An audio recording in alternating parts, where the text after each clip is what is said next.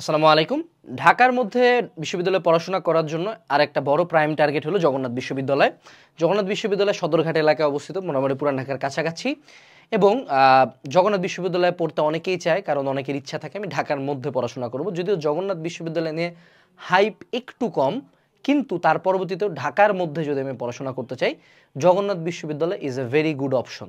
At least আমার কাছে জাহাঙ্গীরনগর বিশ্ববিদ্যালয়ের ডিস্টেন্স প্রায় সাভার এরিয়াতে, সেখানে জগন্নাথ বিশ্ববিদ্যালয় সদরঘাট এরিয়াতে কাইন্ড অফ ঢাকার মধ্যে পড়ার জন্য আমার কাছে জগন্নাথ বিশ্ববিদ্যালয়, যদি আমি যাতায়াতের কথা চিন্তা করি, জগন্নাথ বিশ্ববিদ্যালয় ইজ এ বেটার অপশন আমার ক্ষেত্রে। স্ট্যান্ডার্ডের কথা আমি এখানে আনতেছি না।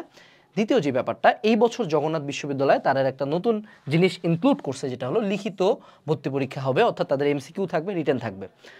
লিখিত জগন্নাথ বিশ্ববিদ্যালয় সর্বশেষ হয়েছিল 2018 সালে এবং সেইখানে আমি অংশগ্রহণ করছিলাম। জগন্নাথ বিশ্ববিদ্যালয়ে একই দিনে আমাদের আইওটি এক্সামও ছিল এবং সেখানে আমি সম্ভবত, if I am not wrong, maybe 33তম হয়েছিলাম। সো আমি আমার সেই এক্সপিরিয়েন্স থেকে প্লাস রিটেনের ক্ষেত্রে, ভার্সিটি রিটেনের ক্ষেত্রে আসলে এককালে রাবি নিছিল কিছু এক্সাম, জগন্নাথ নিছিল কিছু, এবং মূলত ঢাবি আসলে এটাকে লিড করে। সো মোটামুটি আইডিয়া করা যায় যে ঢাবির কোশ্চেনগুলো অ্যানালাইসিস করে যে সাজেশনটা বলা যায়, সেটাই আসলে জগন্নাথ বিশ্ববিদ্যালয়ের জন্য মোর দেন ইনাফ হবে এই বছরে অ্যাটলিস্ট। ঠিক আছে? সো চলো আজকের এই ভিডিওতে, যেহেতু আমরা সর্বশেষ সময়ে চলে আসি জগন্নাথ বিশ্ববিদ্যালয়ে, তাই সর্বশেষ সময় সবাই রিটেন নিয়ে চিন্তা ভাবনা করতেছে, এমসিকিউ সবার পড়া আছে, সেটা নিয়ে কথাবার্তা বলি জগন্নাথ বিশ্ববিদ্যালয়ের রিটেন প্রস্তুতি নিয়ে। ওকে, চলো প্রথমে আমরা একটা বিষয় নিয়ে কথা বলি, সেটা হলো আমাদের সাবজেক্ট ওয়াইজ একটু যাই।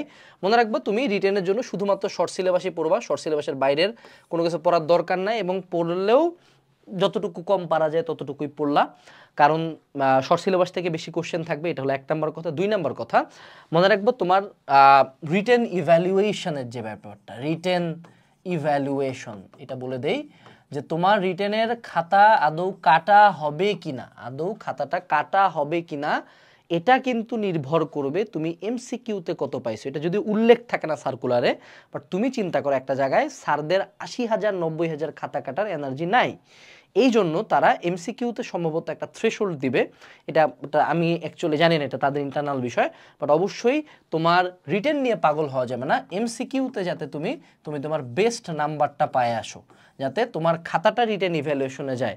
এরকম কখনোই হবে না যে এমসিকিউতে তুমি 12-13 পাইছো কিন্তু রিটেনে তুমি ফুল মার্ক পাইছো, এই জন্য চান্স পাবে, এটা কখনো হবে না। তোমার খাতাটা ইভ্যালুয়েশনই যাবে না। তো সেক্ষেত্রে এমসিকিউতে বেস্ট আউটপুটটা নিয়ে আসতে হবে। এটা ঢাবির জন্য যেমন সত্য, প্রত্যেক আমি বলবো প্রত্যেক রিটেন ভর্তি পরীক্ষার জন্য সত্য। ঠিক আছে? বুয়েট যেমন প্রিলি নিয়ে নেয় আগে, এরকম আর কি। আচ্ছা, এখন কথা হলো আমি সাবজেক্ট ওয়াইজ একটু প্রিপারেশনগুলো নিয়ে কথা বলি। প্রথম যেটা সবার চিন্তা, সবাই প্রথমে যেটা পড়ে সেটা হলো ফিজিক্স।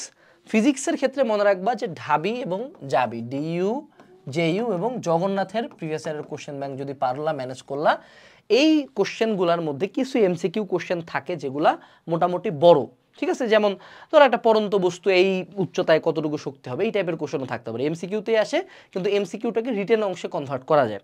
সো এমসিকিউ পার্টটার ফিজিক্সের যেগুলো মোটামুটি বড় সাইজের MCQ, sizeable MCQ, not BUET engineering standard কিন্তু না, অবশ্যই ইঞ্জিনিয়ারিংয়ের রিটেন আর জগন্নাথের রিটেন আসমান জমিন তফাৎ হবে।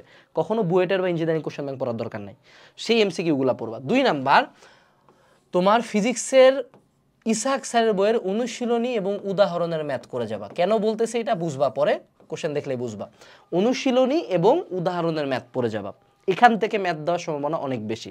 এবং মনে রাখবা, ফিজিক্সের এইচএসসির যে টপিকগুলো থেকে সৃজনশীল বেশি আসতো, এইচএসসিতে যে টপিকগুলো থেকে সৃজনশীল বেশি আসতো, ফিজিক্সে ওই টপিকগুলো থেকে ম্যাথ আসার সম্ভাবনা বেশি। যেমন ভেক্টর থেকে যদি কোশ্চেন একটা দিতে চায়, নদী নৌকার ম্যাথ দেওয়ার সম্ভাবনা অনেক বেশি। প্রাস নিয়ে একটা ম্যাথ থাকবে, এটা মোটামুটি ধারণা করা যাইতেই পারে। অর্থাৎ যেই টপিকগুলো এইচএসসিতে বেশি ইম্পর্টেন্ট ছিল, সেই টপিকগুলো, যে ম্যাথগুলো তুমি এইচএসসির আগে ভালো মতো করছিলা, সেটা করলেই ফিজিক্সের প্রিপারেশন ইনাফ।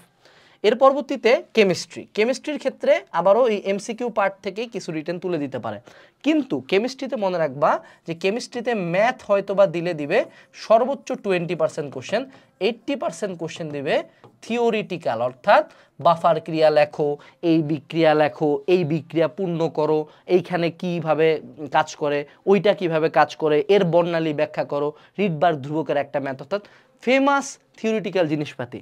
এটার জন্য আমি তোমাকে পার্সোনালি যেটা সাজেস্ট করব, পারলে এইচএসসি টেস্ট পেপার মেডিজি পড়া শুরু করো, আর কিচ্ছু না। তোমার যে যে চ্যাপ্টার শর্ট সিলেবাসে আছে সেগুলো টেস্ট পেপার মেডিজি পড়ো। টেস্ট পেপার মেডিজির কোশ্চেনগুলাই কেমিস্ট্রিতে আরেকবার আসার সম্ভাবনা অনেক অনেক অনেক বেশি। ক খ গ ঘ মেডিজির প্রথম 10 to 15 কোশ্চেন্স পড়ে ফেললেই হয়ে গেল।